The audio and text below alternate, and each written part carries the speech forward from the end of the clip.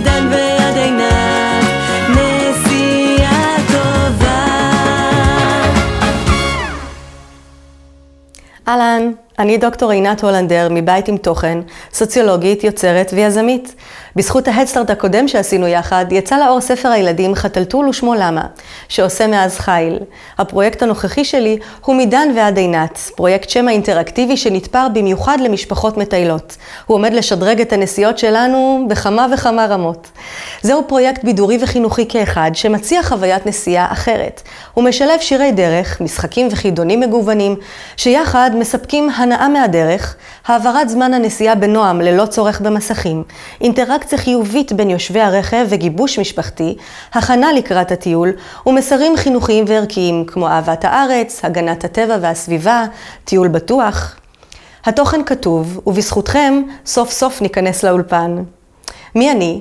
אתם מכירים אותי כפזמונאית שכותבת שירים למיטב אומני ישראל.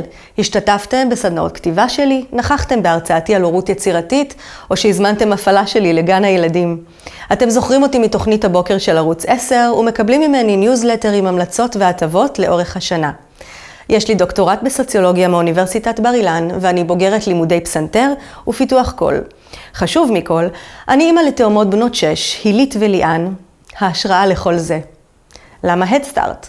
בחרתי שוב במימון המונים כדי להמשיך ולשתף אתכם בתהליך. הרי אתם כבר משפחה. מחכות לכם כאן שורות משתלמות שנועדו לפנק אתכם, פשוט כי מגיע לכם. הפעם זהו פרויקט בזק. אל תדחו למחר מה שאתם יכולים לעשות היום. נכנסתם, תמכתם. הצטרפו למסע שלי, הוא המסע של כולנו. בחרו את מדרגת התמיכה המתאימה לכם והפכו חלק מההצלחה. אתם הכוח שלי, יחד נעשה את זה שוב. רוצים לדעת עוד? כל התשובות ממתינות לכם בתיאור הכתוב של הפרויקט. שיהיה לנו בהצלחה. מדן ועד עינת